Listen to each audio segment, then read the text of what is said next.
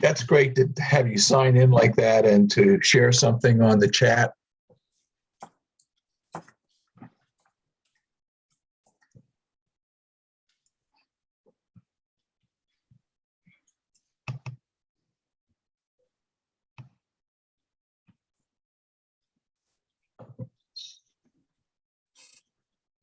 Okay, Paul, do you want to go ahead and start? That way we will not keep Jen all night. We will not do that, Jen. That's true. So good evening, everyone. My name is Paul Meck, and I'm the Executive Director of the Pennsylvania Association for Middle Level Education. And we're just so pleased to have you here for this webinar. Our webinars are the second Wednesday of every month, starting at 7:00 p.m. And you can always register, as you did, on the PAMLE.org website under webinars. Tonight, we're so pleased to have Jen Cort with us, and she's come a long distance all the way from Mexico to share some wonderful information about her brand new book. And I'm just going to tell you that it's Hub, H-U-B. There's so much more to it than Hub, believe me. And I know you're going to enjoy talking with Jen this evening. We ask that this be a very interactive session. I would also remind you about our next session, which will be the second Wednesday of January, where we're going to be talking about some cool ideas that you might be interested in using in an advisory program or a club program. It has a lot to do about feeding the hungry people of the world, especially our children, and how schools can interact with this. Colleen McKeon is going to be with us, just a great person, and you'll really enjoy what she has to share. So right now, I'm going to turn it over to the PAMLE webinar series Master of Ceremony, our moderator, Gail Heinemeyer. Hi, Gail. Hey, Paul, thank you. I never know what my title is from time to time. So the first thing that I'm going to ask is, let's get a sense of who is here joining us this evening. And so let me launch a quick poll. And if you would give us a little response as to who it is that's out there, we kind of get a sense of who's listening in tonight and going to learn some interesting information from Jen.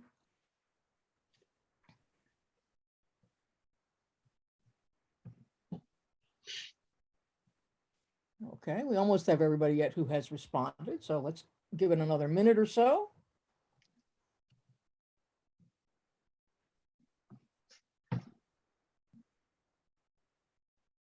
Okay, so Jen, you can kind of see there were sort of teachers and counselors are our two biggest groups, and other, which we're not really sure who all those folks are, but we're glad that they're here because this information is really applicable to anybody who is interacting with young adolescents. Thank you. All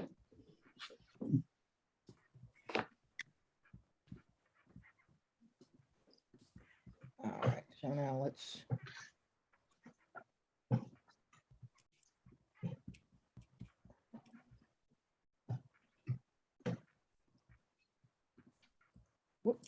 Okay, so what I want people to understand is that when we do our webinars, one of the things that we try to do is to make sure that what we are doing ties into this we believe.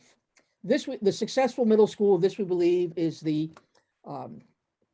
really the guidebook promoted by the Association for Middle Level Education that does give us what the characteristics of successful middle schools are, so that the information that we share with you would be things that are going to be applicable to your work, and they're rooted in research, because we know that oftentimes it helps if you're looking at new ideas or things you're going to bring into your school, that you can go back and say, yeah, there is research behind this. This is not something that was just kind of made up, or it's the new thing of the moment. It really is research based. And so you're going to see some things that Jen is going to talk to you about that tie into the areas from This We Believe in culture and community, and curriculum and instruction and assessment. So if you've got a copy of the Successful Middle School, please kind of think about What are those characteristics and how are they reflected in the information that Jen is going to share? So at this point, Jen, I'm going to stop my share and turn it over to you so All that right. you can begin with your presentation. Thank you all for being here. I'm going to do some slide sharing and then stop and we'll go back and forth because I really do want this to be interactive. So let me just start us off here. Oh, actually, I should tell you a little bit about what I do.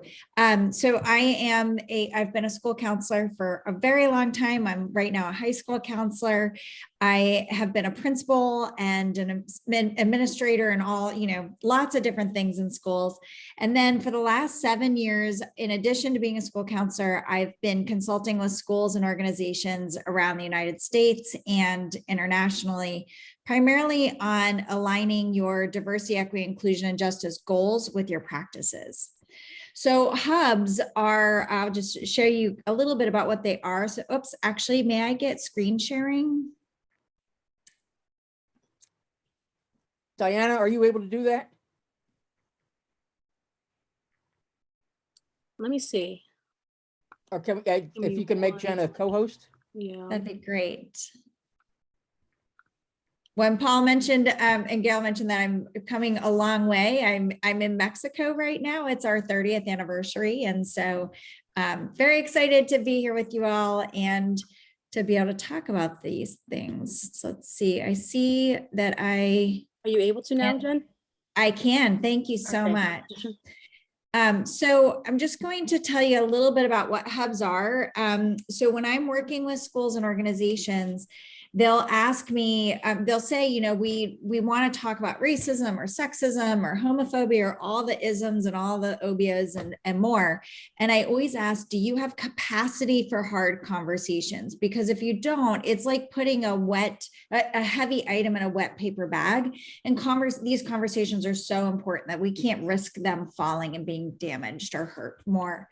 So I have been working since I first became a school counselor almost 30 years ago, on hubs, which are help us begin strategies and mindsets to support us in any challenging conversation. So if you think about them as the parts of a basket that knit together really tightly so that we can hold the heft of other conversations. So I'm just going to jump into some of them. This, of course, is the middle school This We Believe, and I'll put a link to that in the chat just so that you have it. I use it every time I'm with PAMLE, doing a webinar or anything, or doing at the conference. Shout out to our conference. I love being part of the board for PAMLE. So I want to start off with, this is a really basic one. And if you've been in a workshop with me before, you know that I always do this. And this is very much research based.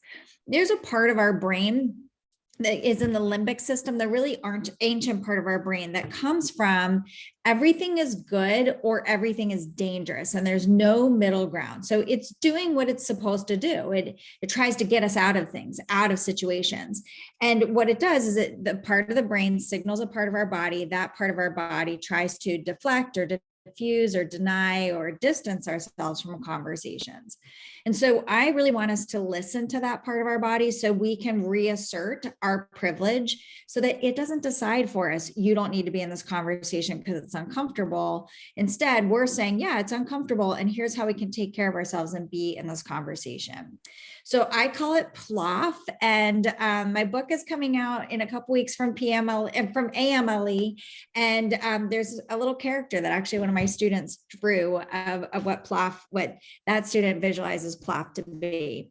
So I'm just going to invite you to take a minute to close your eyes or cast them aside, depending on what feels most comfortable to you, and put one hand on your chest and one hand on your stomach. And we're going to do some 3x4 breathing. So in through the nose for 4, hold for 4, out through the mouth for 4. And you can do that into your lungs or your stomach. And I'll tell you, I was working with a principal recently who I was his middle school counselor, and he remembered doing this activity. So I was like, all right, it must be good. So please firstly do your 3x4 breaths into your stomach, so into your diaphragm. So the hand on your stomach rises as it fills with air.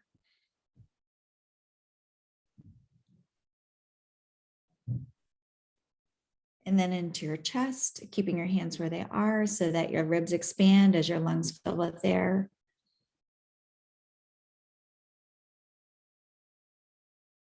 And back to your stomach.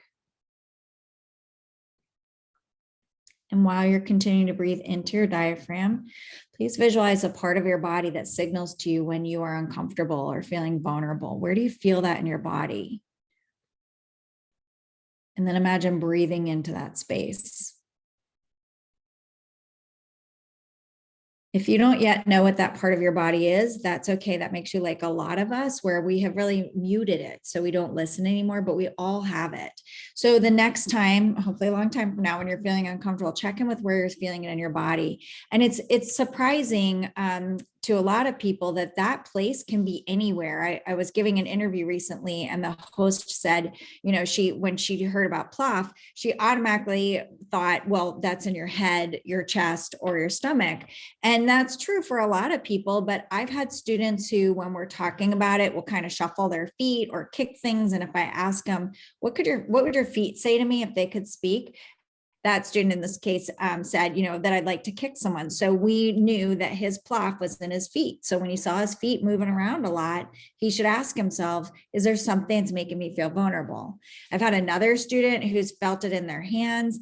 And I had a colleague who was watching, they were doing peer observations. And one of the things he was saying was he wasn't sure where his feelings were showing up in his body. And through those observations, he realized that he clenches his jaw really hard and visibly repeatedly when he's uncomfortable. So we know his PLOF is in his jaw. So the goal here is, as early as possible, to recognize where PLOF is so that you can take care of it and it doesn't have the privilege of deciding for you. The reason why I have you breathe into your diaphragm and into your lungs and alternate is because the blood in our body actually flows differently depending on if we're doing that deep restorative breathing into the diaphragm versus the, you know, rescue survival breathing into our lungs. And we want to kind of trick the body. That's why I was alternating between the diaphragm and the lungs, because it makes us very alert and very aware and very focused on what our body is doing. This piece comes up over and over again for me because PLOF asserts in all kinds of ways. So as I said, the earlier we can listen to it, the better, and the more meaningful it can be. I'm going to give you one more framing thought. These are both framing thoughts. They're not necessarily hubs, but they support hubs. And then I'd love to stop screen sharing and have us have a conversation. We're a small enough group that we should be able to have a conversation if you all are comfortable doing so. So the next is, well, everything I do is rooted in the understanding that shamed brains can't learn. Scared brains can't learn, guilty brains can't learn. And yes, I've had a neurologist tell me that there is actually some learning that can happen, but it's so difficult and so nuanced that I really just think as often as we can think about and couch our conversations, frame our discussions with students and with ourselves and with our colleagues, partners and more, is that shamed, scared, defensive brains can't learn. So really trying to ground us in the place of moving away from that. So this is the piece I want to give you, and then we're going to stop and have a conversation. I'll give you a prompt. Before I show you what I'm going to talk about with zones, I'd love for you to think about a situation that you've been in that was uncomfortable for you, or that you fear you'll be in. One that maybe you've already experienced, maybe you're worried you will experience it. And I'd love for you to just visualize that situation. What's happening? Who's there? What's being said? What's not being said? What is your PLOF doing? Is it activated? What's going on? And I'd love for you to hold this situation in your head. And this could be with students, with colleagues, with partners, friends, and more. You'll see that everything we're doing tonight is geared toward any human to human interaction. So of any age group. But I'd love for you to hold on to that situation and apply some hubs to it and see if some of them work. Hubs are meant to, some of them work independently with one.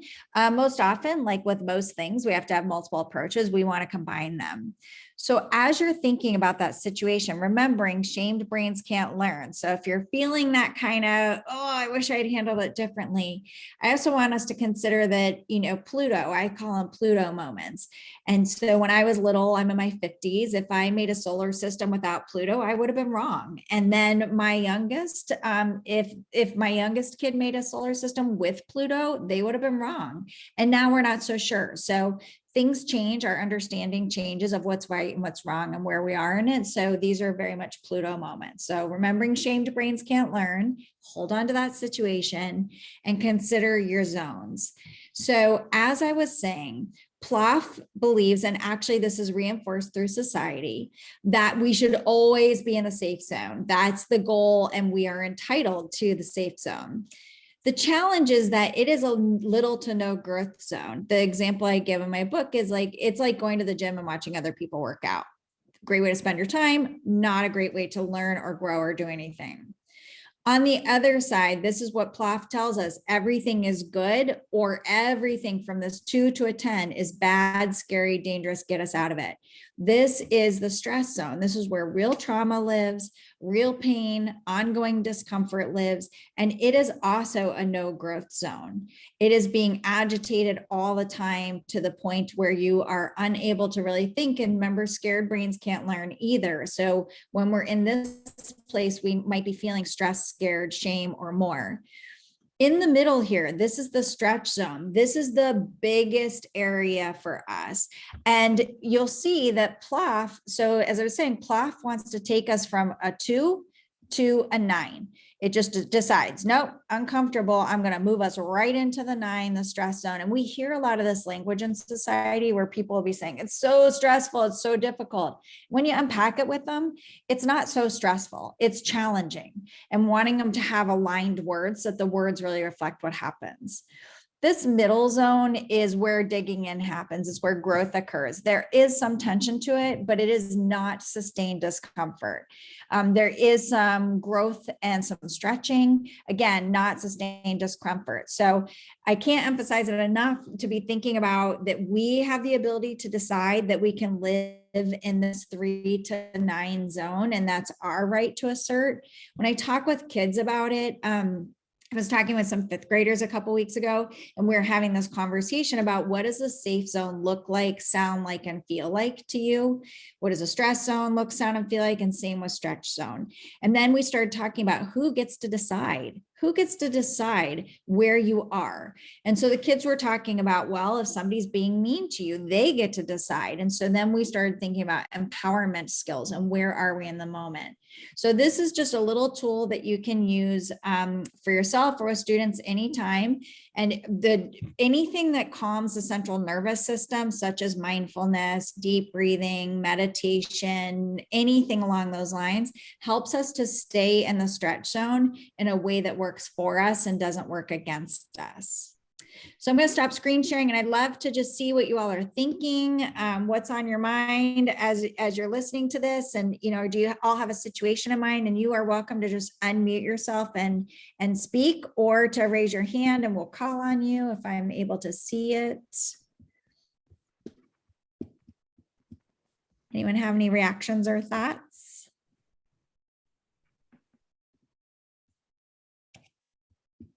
I have a private message here from somebody saying my principal needs this. Yeah, well, feel free to share it. Feel free to share it with your principal. You are welcome to these slides. I'm happy for anyone to use them. I really want us all to be having conversations. So you're welcome to do so. Thank you for the happy anniversary wish. That was very sweet.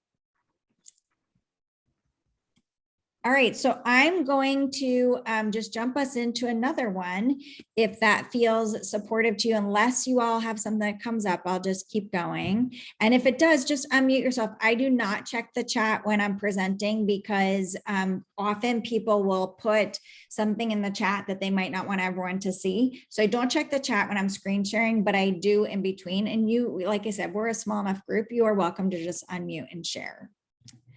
Okay, so let's think about some more hubs. And this one comes directly to us from students. When two of my favorite questions that I ask students are, what do you wish adults knew? And what do you think adults misunderstand? And one of the things, and I asked hundreds of kids this, middle, high school kids, what do you think adults, what would you wish adults knew? And what do you think they misunderstood?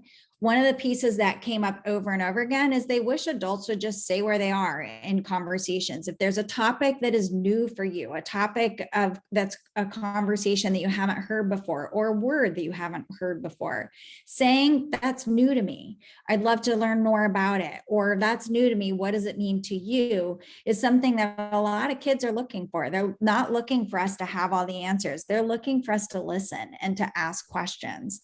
I had a student a couple years ago who said, excuse me, said, you know, I'm so-and-so and I'm queer. And so it was about 5 years ago. It was the first time I had heard the weird word queer from a young kid in a way that was not meant as an insult. And I said, wow, you know, being my age, that was a word that was really malicious to use toward a group. So you seem to be using it in a different context. Can you tell me about that? And so the student did, and told me all kinds of things. And now, of course, I hear many students using the word queer, but then what that means to each person is really different. So knowing where you are and sharing where you are. And we'll talk a little bit about scripting, but you just heard one of the scripts. This is new to me. I'd love to hear what it means to you. So that's a hub that's easy for us to do. And it's really supported by the changes in educational practices and pedagogy, which shifted around 10 to 15 years ago. Up until that point, many of us were supposed to have all the answers and have the textbooks with the answers in the back, and to know, you know, of course, none of us did, but we were expected to kind of be what was called the sage on the stage, the person in the front of the room. And not so much what we now do is thinking about ourselves as the guide on the side, the person who's helping to support the learning, but not in charge of the learning. We have much more project-based learning and group work. We have inquiry-based thinking, where there's just a question out there and we're not sure what the answer is.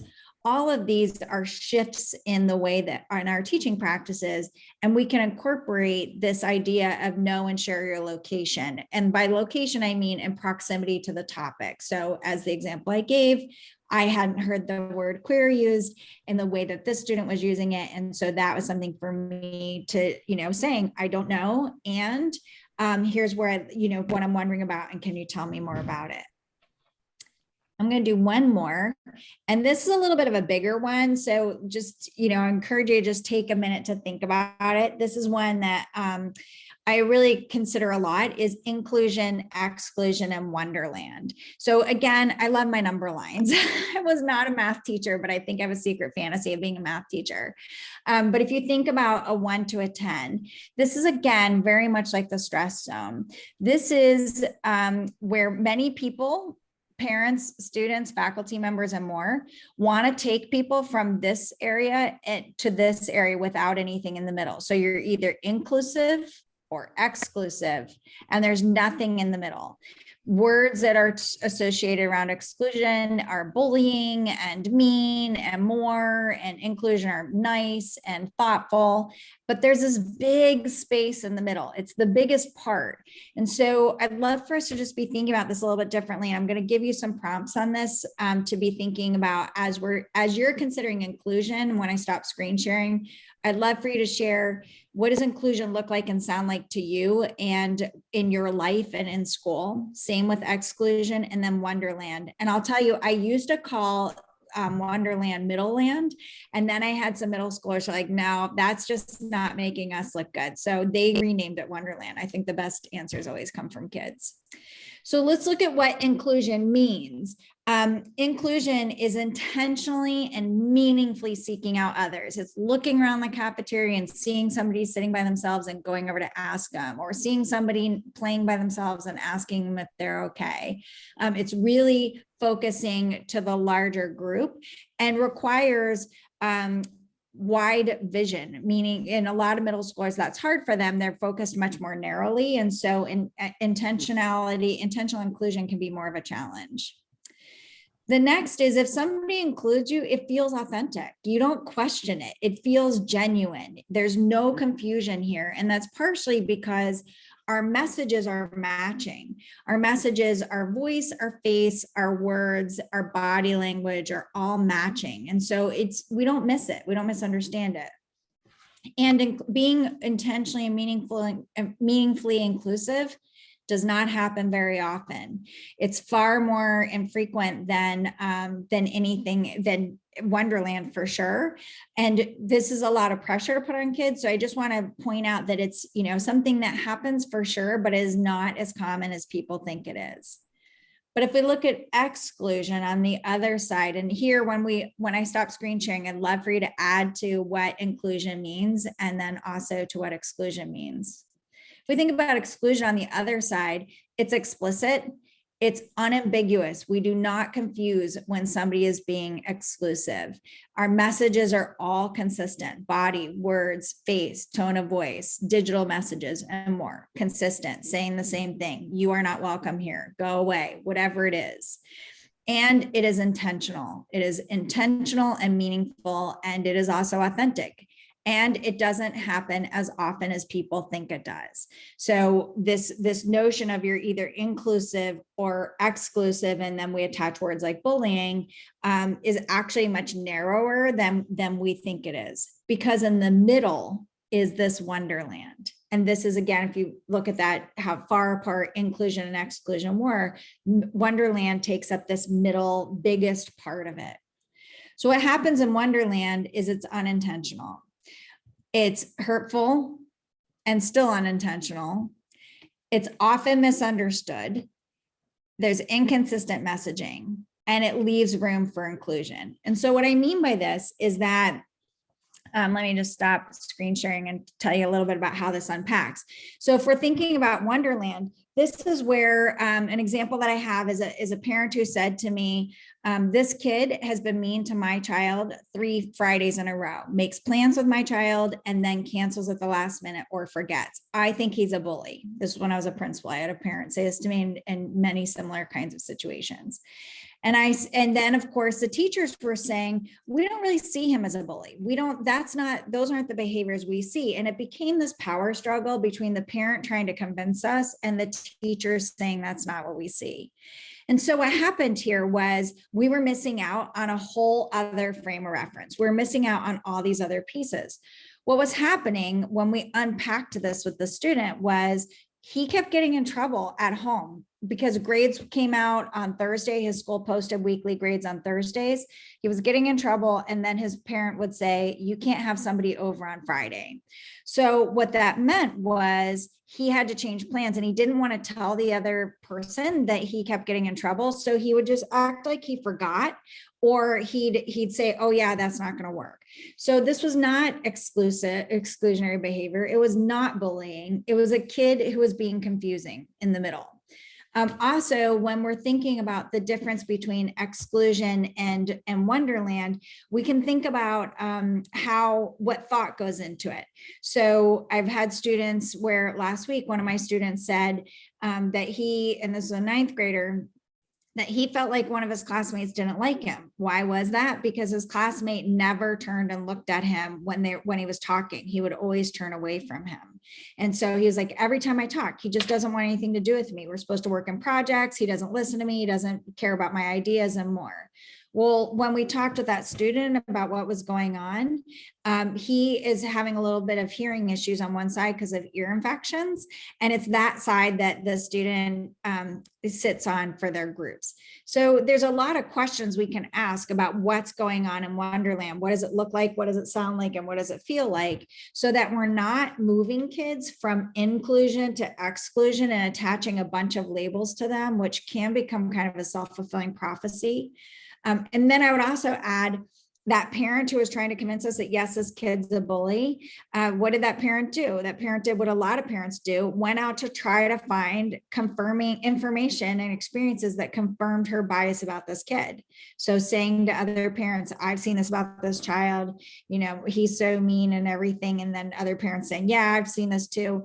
Again, all of it was painful, for sure, hurtful for the other student, did not feel inclusive, absolutely, but was not exclusive, and it was not bullying. So I'd love to just open it up and have you put in the chat maybe, or unmute yourselves if you want to, or put your hands up on what do you all see as inclusion, exclusion, and even more so, what do you think of as Wonderland in the middle? So I'd love for you to put that in the chat or unmute yourself if you are able to do so and interested in doing so. I see a hand up. Let's see where. Jennifer, do you want to share? Would help if I put allowed to talk, right? All right, so now. Okay. Yes, Can you hear thank me you. now? Yes. Okay, good. So I am at the middle school level too, and I very much, it's actually, we have something called school counselors in the middle, but it's really the kids at the middle level too. And especially with the pandemic, there's a lot of friendship issues right now. And so for me, that Wonderland is really resonating because I think there are so many of our kids in that spot because they haven't had an opportunity for dialogue, really just straight dialogue of what's going on. So Jen, when you're talking about that, and as you said, you were unpacking it with the kids, my question is, when do you really, like, I wouldn't necessarily bring the parents in. I would try and deal with it with the two students or whatever it is. And I have a particular young lady right now who very much is sometimes seen as a bully. And yet from her perspective and the lenses that she has on, she's being excluded. So it's that dynamic again of fitting in and where is that being in that Wonderland state. Yeah, I mean, so that in that case, the example I gave, a parent brought it to me, but if it was with the kids, I'd much rather talk about it with them. A question that I love to ask in those situations where a student is perceived one way that's very different from how they perceive themselves is to ask them and ask other kids, if I could film what was happening, but I couldn't hear anything, what would I see? Like, what would you be facing someone? Would you be facing away? Would you be walking away from them and talking? What would I actually see happening? And then similarly, if I could record, but I couldn't see anything, what would I hear? What kinds of words would I hear? Because so often kids, all of us have a hard time seeing ourselves as we present ourselves. I do public speaking all the time on really hard topics around racism and sexism and much more. And, sometimes people say, well, when you said this, I'm like, wow, did I say that? But a lot of times it wasn't the word, those weren't the words I said. It was the feeling that they were having combined with that stretch zone in the middle, combined with me talking about a difficult topic that made it so that we were in a different place than we intended. But I think with students, as often as possible, if you can help them to see it before parents, that's always the best. But I have definitely seen some parents who are very interested in protecting their child. They think it's protecting their child. So they come in and say a kid's bad or a kid's mean or a kid's a bully, when a lot of times that's really not the case.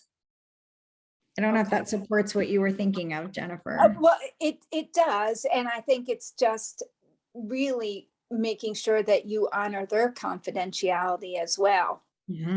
Now it's a very fine line, especially given where we are in our worlds right now. And I don't know if your school supports this. Our school, when I was a full-time counselor, we the counselors had an agreement with the teachers and advisors that if we came to you and said so-and-so was having a hard time and we needed to keep an eye on it, that was code for the teachers and advisors to know that we were working with the student, but it was not giving away anything confidential. And it's kind of a tricky one, but then when the teachers don't have any idea what's going on, it's so easy for them to interpret somebody who looks like they're disengaged as disrespectful when really it's just they're struggling with something. Yep. Yeah. Other thoughts? Well, I'm not monopolizing. Thank you. Oh no, thank you. Thank you. Other thoughts on some of what we talked about, or more things along lines of what Jennifer brought up?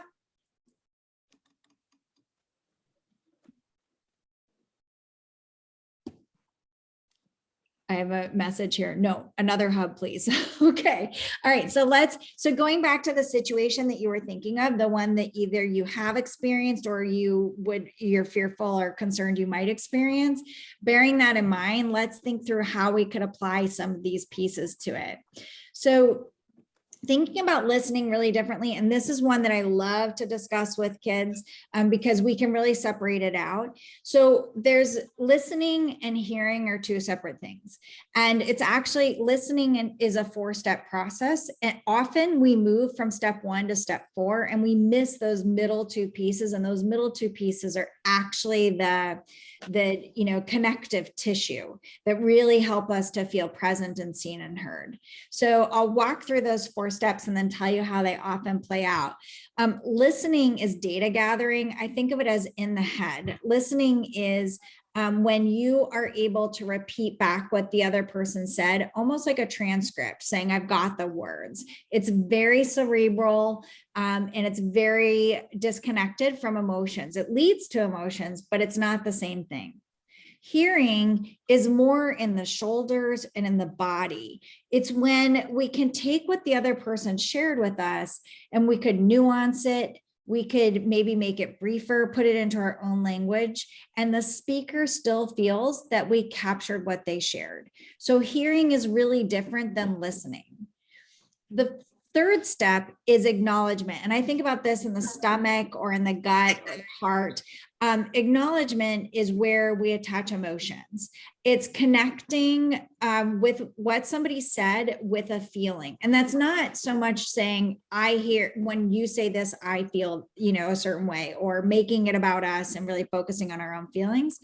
Instead, what it's really about is honoring that that's bringing up feelings for you, or even saying, having kids is one I love to work with kids on, having them think about, wow, that must be hard for you. Or I imagine that's hard for you.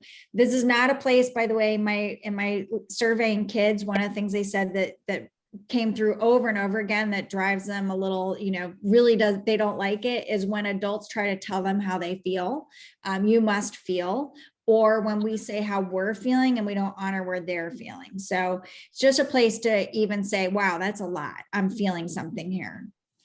And then the 4th step is responding. And this, I think, it was in the hands and the feet and the mouth. This is when you're reacting. So what happens a lot of times is we move from step 1, as I said, to step 4, and we miss these middle 2 pieces that are really the pieces that are holding the weight of the conversation.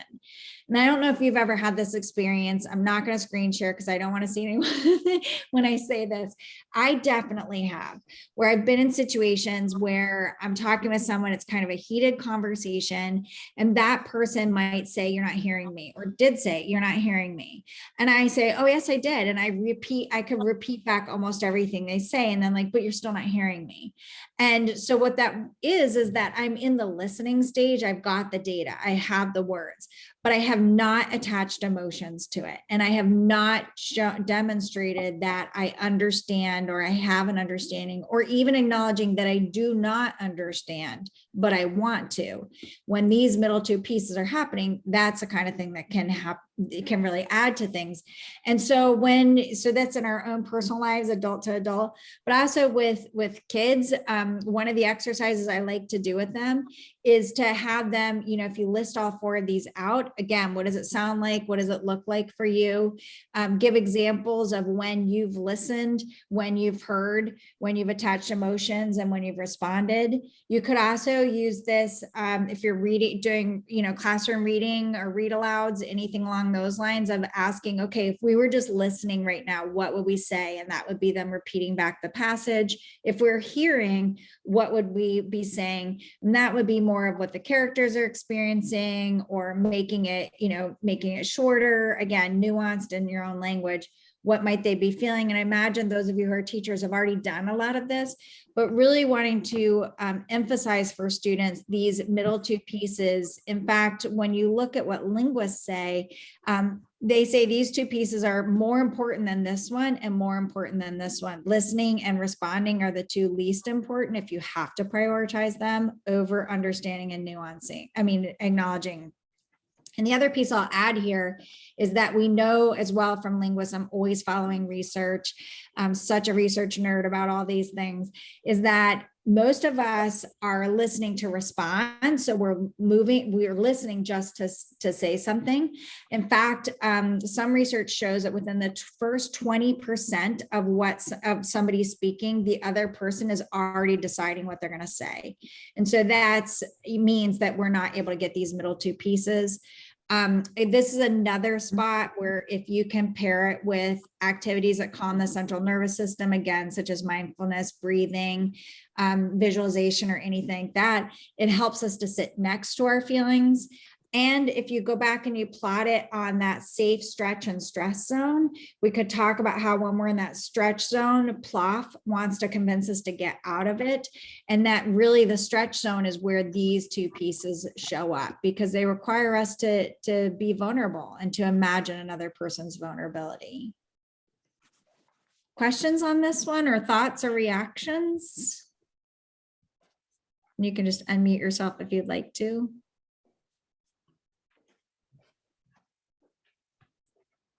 All right, well, I'm going to move on to another one. Okay, this is my favorite hub. I use it all the time. I try to use it all the time. I wish I had known about it earlier, and I wish that I used it every single moment. So it's one sentence. When PLOF gets activated, as I said, PLOF wants to move us from that 1 to 2 zone of the safety to everything else is stressful. What happens often is that we fill space with words. We go on and on and on. It's like, as one of my students said, it's like verbal vomit. It just goes on and on. Or we fill space with fewer words than we typically do. So there's our silence. And I always think about the loudness of silence. That's one of those situations where silence is really loud.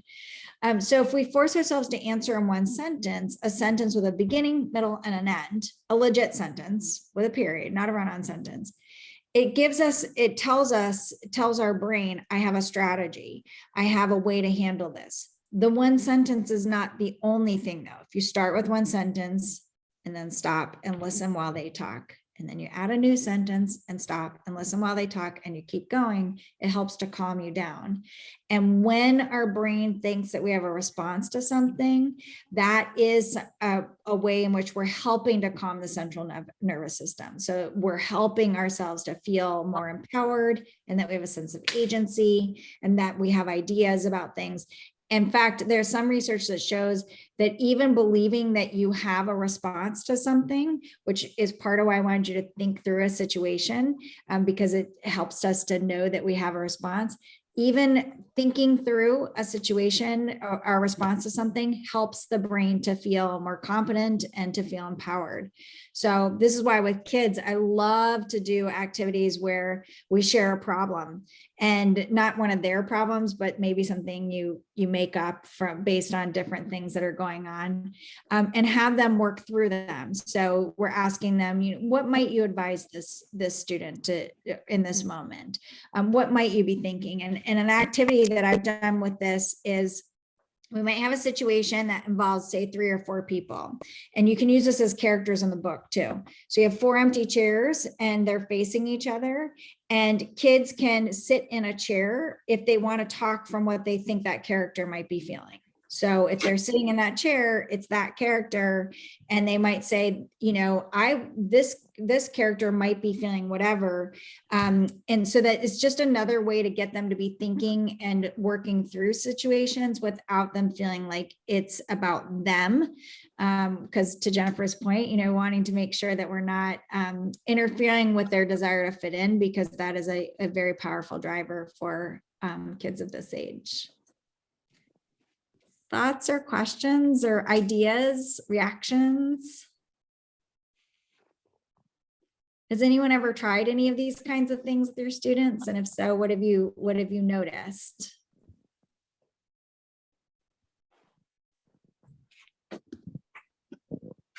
Here's a message that it takes a lot of time. It does. So the beauty of a lot of these hubs and other strategies is, yes, they take time. Learning new skills always takes time. But when you look at them over and over again and you're working on them over and over again, then they take less time. You're able to incorporate them more. And as you add new layers in, it takes less and less time each time. I'm sure there are other words for it. So fewer minutes each time. I'm not sure. I'm on vacation. Oh, Jen, that's good. Being on vacation is a good thing. I've used all of these things a lot of times, as I think probably all of our colleagues who are counselors have.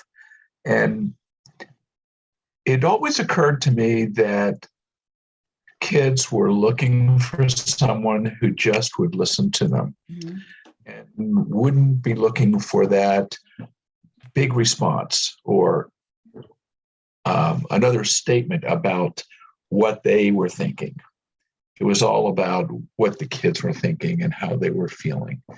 And that's such an important piece of this. I really, really relate to this very well. Yeah, that feeling of being heard is one of the most powerful things we can do. And this is why, as counselors and as teachers and humans, the more we can get somebody to listen to the experience of somebody else. I mean, stories are the way we change the world, right? Stories are the ways we carry conversations and we carry change, that we allow for empathy. And stories are really a way for us to understand each other, and really listening to someone, really hearing them, can, even if you disagree, the disagreement doesn't stay with people as long as the feeling heard.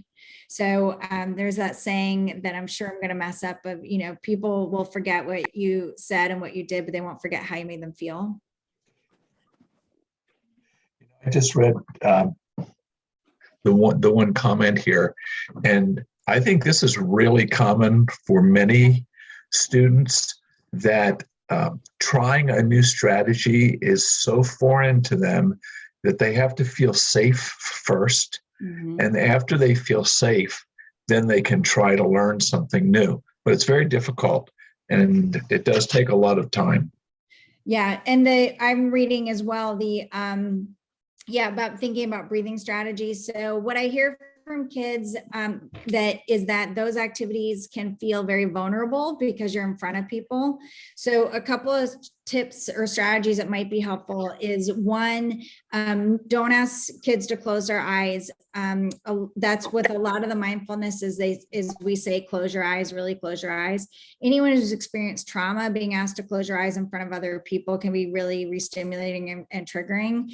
And for middle schoolers, it can feel very vulnerable because you're just not sure what's going to happen. So some things you can do instead is make a menu of activities that you and your students find to be helpful of calming the central nervous system. So we're looking at it from a place of empowerment, that this part, PLOF has been deciding for you, and should PLOF get to decide, or do you get to decide?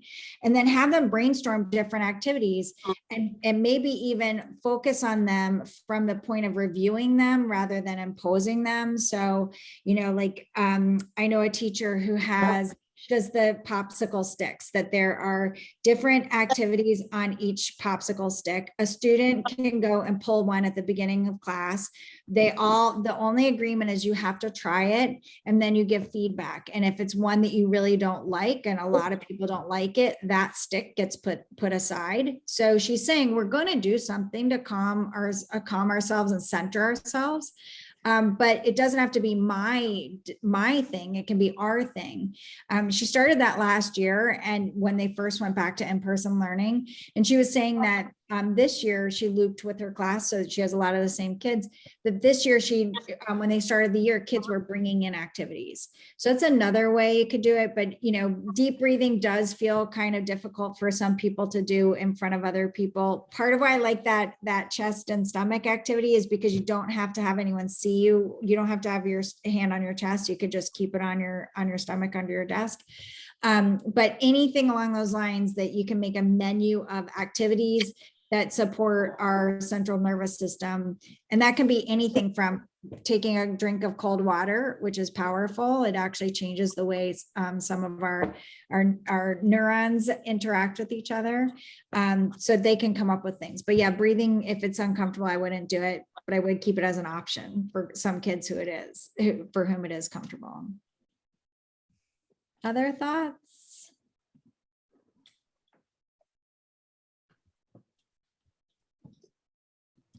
Jen, I have a general question for you. Yeah. With these strategies that you're presenting, what do you see as the best structure in terms of getting kids to understand them? Is this something that you might be teaching them at the beginning of a school year? Would you teach a strategy, say, if they run a morning meeting, do it then? Or Yeah. would you kind of keep them in your back pocket, and when a situation arises, introduce the strategy then? What do you feel is the best way to incorporate these strategies into your instructional program? All of the above. Okay, good enough. Thank you. I think at the beginning of the year, if we set the norm that we are going to make sure that we're really able to be as present as possible. And so what does that look like for different people? I wouldn't overwhelm them with a bunch of strategies at once, but just that that's the norm and the expectation. One of the things I talk about in the book is creating menus with kids so that you're coming up with a list of ideas that might be helpful in a situation so they can try something and then let you know how it goes. It's a great way to create a check-in point with them. So there's proactive and reactive strategies. If it's proactive, they can think ahead and make a menu and practice them. If you have a morning meeting, that's a great time to practice them. And it's one at a time. And then, it can't be just that one day though, because, depending on people's moods that day, but if you're trying a new strategy, maybe try it for 2 days and then and evaluate it, try another one for 2 days.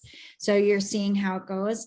And then there's reactive in the moment, reviewing back, saying, remember all those things we talked about? Let's pick some that might be helpful and include space for them to add others that they want to try. And then also making sure that if you're using menus, that you all can co-construct on them. So if a kid says, I just want to fire the teacher, well, that's not really an option for a student to do. But the feeling around it is really telling you how big it is for them. So, having those options as well. But I think they're all the time. I mean, one sentence strategy, I'm a parent and I use one sentence strategy in my house a lot because I need to, especially when both my kids were teenagers and home. So yeah, any way that you can ahead, during and afterward process with them and have them think about what worked best for them. I know a teacher who collects all the different strategies. She has a notebook with all her advisees and she has them write down what worked and what didn't. And at the end of the year, they look back on just the situation, what worked and what didn't, and to look at if there's patterns or threads. So one student, it was all physical. He needed physical activities to help himself calm down. Another student, he's now realizing what a great artist he is because drawing and listening to music and all the arts were what helped him. So really wanted to empower them to have a toolbox that they can carry around with them. Does that support what you're asking, Gail? Oh, absolutely. Yes. Yes. I welcome other thoughts. And what are you all thinking about?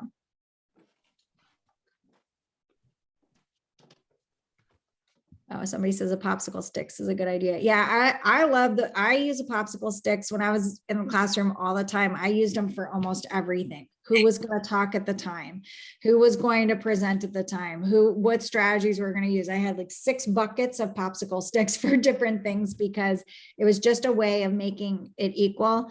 The one trick, of course, as I'm sure you all know, but I remember early on, many of us would put the popsicle sticks back in the bucket. So putting them to the side so you don't reuse that strategy or call on that same student.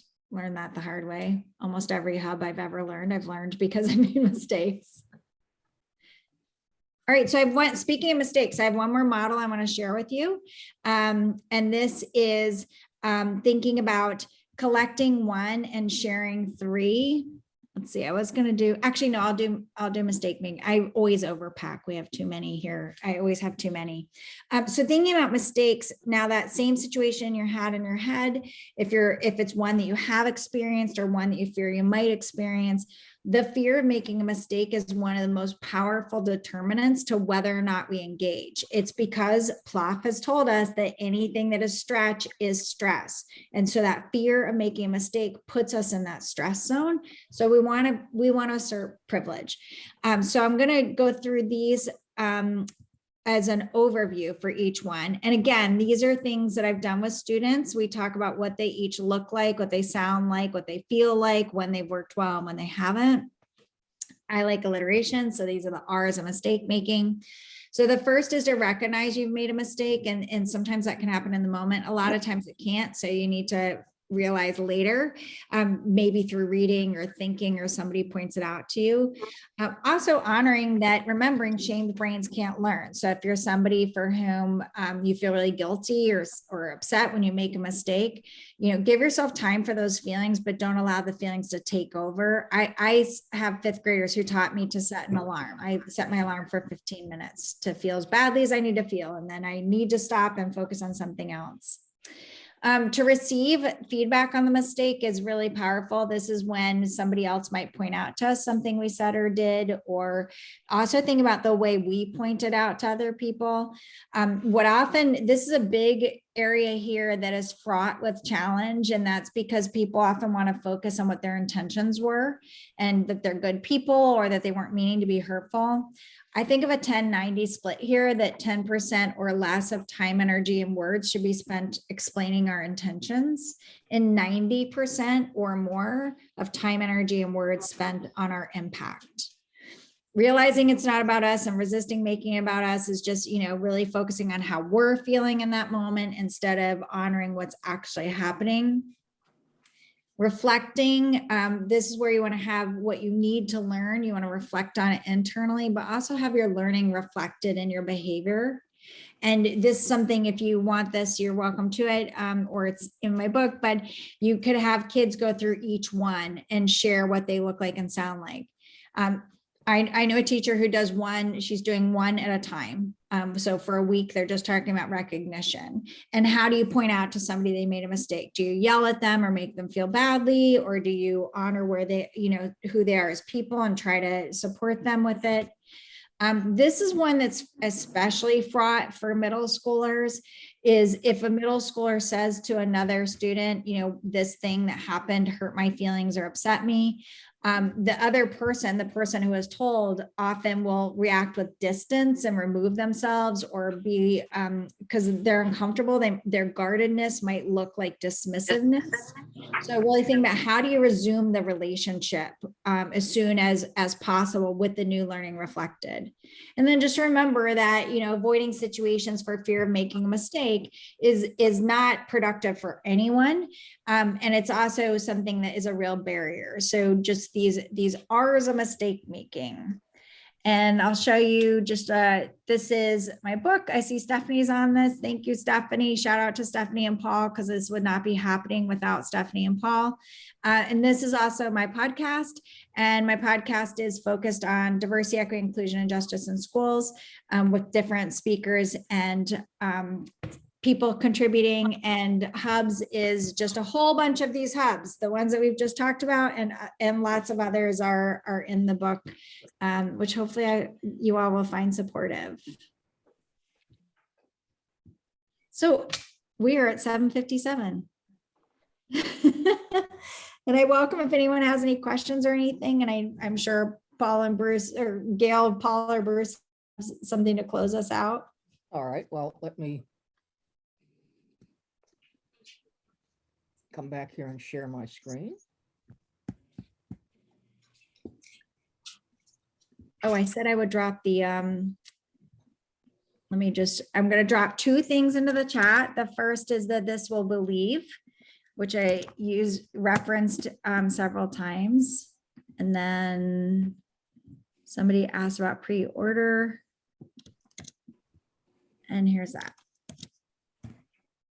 Well, and as I mentioned at the beginning, one of the things we've tried to do with each of our webinars is to let you know how it does tie back to the successful middle school, this we believe, and the research base of this, so that, again, if you are looking to try to incorporate some of these things and someone questions you about it, you can refer them to this and go, no, there is research behind what it is that we're doing. And so we talked about culture and community. Think about one of those characteristics that every student's, again, let me emphasize, every student's academic and personal development is guided by an adult advocate. So we've got folks in that school who know that kid well and may be able to help them and guide them and know which type of strategies work with them. And of course, that there is comprehensive counseling and support services that meet the needs of all young adolescents. And we certainly know in this particular day and age that there are a lot of mental health issues with young people. How are counselors then aware of that, and how are they sharing that information and helping your staff members? It does tie into the idea in curriculum instruction and assessment that health, wellness, and social emotional competence are supported by what we're doing in the school. So it's reflected in the curriculum, it's reflected in the policies of the school, so that we're looking at that notion of that inclusion, recognizing that these are things that we're really trying to help the overall well-being of young people. So we do thank you for joining us tonight. I know you've had some questions or comments along the way, and Jen has engaged with you in the chat. Do want you to know that in order to get your Act 48 credit, you must complete the evaluation within 3 days of the webinar. And if you've got a topic that you would like to see in a future webinar, please send us that information and we can arrange to have one of those after the start of the new year. We will be having our next webinar Wednesday, January 12th, 2022, and talking about some service and leadership programs presented by the Phil Foundation. We also will be starting job-alike discussions beginning in January, and we will adjust those days and those times, giving you dates where we want to create a safe space that colleagues can come together, kind of share some of the issues, the topics that they've been dealing with over the course of the first half of the school year, and how can we support one another as we launch into the second half of the school year. We certainly want to thank Jen for tonight's presentation and give her best wishes for a happy anniversary. We appreciate the fact that she was willing to spend some time with us. And Jen will be one of the speakers at our state conference. So Bruce, I'm going to turn it over to you if you'd like to wind this up and mention some information about the conference. No, I just want to thank you all for being here tonight. And Jen, thank you so much, especially on your anniversary and calling in here from Mexico. Have a drink for me, or have a drink on me.